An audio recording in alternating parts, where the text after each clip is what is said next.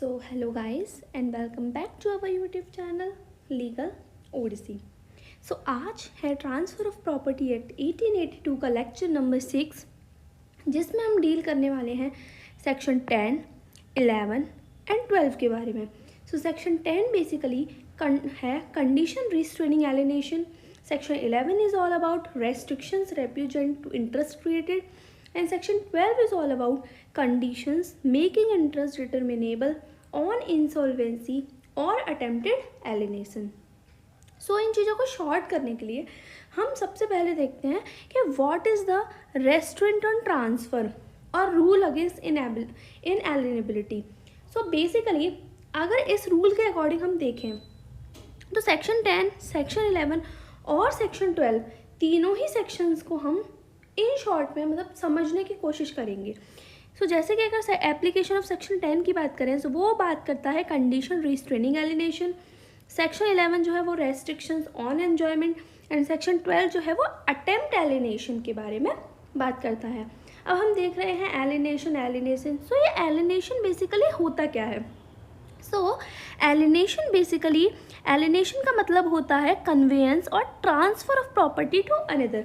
यानी कि किसी दूसरे पर्सन को जब आप प्रॉपर्टी ट्रांसफ़र करते हो तो वो लीगल लैंग्वेज में एलिनेशन कहलाता है. सो ये एलिनेशन. अब रेस्ट्रेंट आप ये भी देख रहे हो कि रेस्ट्रेंट ऑन एलिनेशन. सो ये क्या होता है. तो रेस्ट्रेंट का मतलब होता है रेस्ट्रिक्ट. सो जब भी आप एलिनेशन पे कोई भी रेस्ट्रिक्शंस लगाते हो तो वो कहलाता है रेस्ट्रेंट ऑन एलिनेशन. सो ये टू टाइप से हो सकता है प्रॉपर्टी पे. पहला एब्सोल्यूट और दूसरा पार्शियल. सो जो एब्सोल्यूट रेस्ट्रेंट होता है वो होता है जो completely takes away the right of the transferee to alienate और डिस्पोज ऑफ द प्रॉपर्टी. यानी कि जिसमें उसके ऊपर पूरी तरीके से एब्सोल्यूटली जो ट्रांसफरी है उसके राइट्स को एब्सोल्यूट डिसॉल्व कर देता है, डिस्पोज कर देता है. और पार्शियल क्या होता है. पार्शियल होता है कि जिसमें उसके राइट्स जो है वो पार्शियली डिस्पोज किए जाए, बाद में वो अपना इंटरेस्ट जो है वो ले सकता है. सो जो एब्सोल्यूट रेस्ट्रिक्शन होता है वो टोटली वॉइड होता है under to the TPA act. So लेकिन इसके एक्सेप्शंस होते हैं कुछ. सो एक्सेप्शंस में अगर आप लीज पर दे रहे हो अपनी प्रॉपर्टी तो आप जो है वो रेस्ट्रिक्शंस लगा सकते हो. फॉर एग्जांपल कि A ने अपनी प्रॉपर्टी जो है वो B को दी है लीज पे या रेंट पे. तो अगर A चाहे तो B को के ऊपर रेस्ट्रिक्शन लगा सकता है कि भाई जो है आप मेरी जो प्रॉपर्टी को आगे किसी और को सेल नहीं करोगे, आप मेरी प्रॉपर्टी पे सिर्फ रहोगे, मेरी प्रॉपर्टी को जो वो है डिस्ट्रॉय नहीं करोगे. तो इस तरीके की कंडीशंस जो है वो पुट कर सकता है. And second exception is married woman. So married woman के ऊपर आप रेस्ट्रिक्शंस नहीं लगा कंडीशंस पुट कर सकते हो. लेकिन इसमें भी एक चीज़ है कि वो जो मैरिड वूमन है वो हिंदू ना हो, which is not a Hindu. अगर वो मुस्लिम है या बुद्धिस्ट है या कोई भी अदर कैटेगरी से बिलोंग करती है तो आप उसके ऊपर जो है वो रेस्ट्रिक्शंस लगा सकते हो. So now move to our section 10. So section 10 बात करता है कंडीशन रिस्ट्रेनिंग एलिनेशन. इसका मतलब है कि where the transfer is absolutely restrained from transferring his interest in his property to another person because of a condition which came along when the property was transferred to the transferee, then this condition will be void. So हम इसे simple सी language में समझते हैं कि जब जो transferor होता है उसने ट्रांसफरी को जो है अपनी प्रॉपर्टी जो है वो ट्रांसफ़र कर दी, लेकिन उसी के साथ उसने कंडीशन पुट. एक एग्जांपल से समझते हैं. जैसे कि ए है, ए ने जो है वो B को की अपना हाउस ट्रांसफ़र. अब A ने B के ऊपर कंडीशन लगा दी कि तुम ये हाउस मैंने तुम्हें सेल कर दिया, लेकिन अब तुम इसे फर्दर न C को न D को न E को किसी को भी जो है वो सेल नहीं कर सकते. तो ये एब्सोल्यूट कंडीशन लग गई. सो इस टाइप की कंडीशन जो है वो वॉइड होती हैं और कंडीशन वॉइड हो जाएगी. लेकिन ये जो ट्रांसफ़र है इन दोनों के बीच में, transfer from the transferor to transferee, ये जो है वो वैलिड रहेगा. इसमें ही हमें एक केस लॉ भी देखते हैं. सो केस लॉ है रॉशर वर्सेस रॉशर. ये 1884 का केस है. तो इस केस में क्या हुआ था कि A ने B को एक हाउस गिफ्ट में दिया था और एक कंडीशन रखी थी कि अगर B को ये मतलब जब तक A की वाइफ जिंदा है तो वो ये घर जो है वो सिर्फ एक ही वाइफ को बेचेगा, वो भी 10,000 की प्राइस पे, जबकि उस घर की मार्केट वैल्यू 10 लाख थी। So this condition was held to be an absolute restaurant and was declared void. तो ये जो कंडीशन थी इसको एब्सोल्यूट रेस्टोरेंट मार के कोर्ट ने इसको जो है वो वॉइड कर दिया था कि आप इस टाइप के ट्रांसफ़र पे आप इस टाइप की कंडीशंस जो है पुट ऑन नहीं कर सकते। So this is all about section 10। Now section 11। तो सेक्शन 11 बेसिकली बात करता है आपके एन्जॉयमेंट्स पे कंडीशन लगाने की, यानी कि आपके पास जो राइट्स हैं अपनी प्रॉपर्टी को ट्रांसफ़र, अपनी प्रॉपर्टी को यूज़ करने के, उन पे अगर कोई भी कंडीशंस पुट ऑन होती है तो इस टाइप की जो कंडीशंस हैं वो एब्सोल्यूट इंटरेस्ट मानी जाती हैं प्रॉपर्टी में, और इस टाइप के एब्सोल्यूट इंटरेस्ट जो है वो वॉइड माने जाते हैं।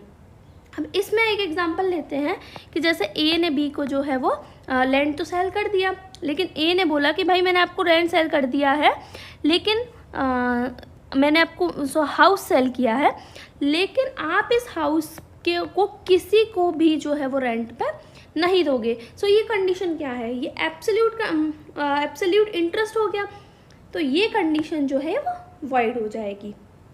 सो इसमें भी हम केस एक देखते हैं, मंजूषा देवी वर्सेस सुनील चंद्र 1972 का ये केस है।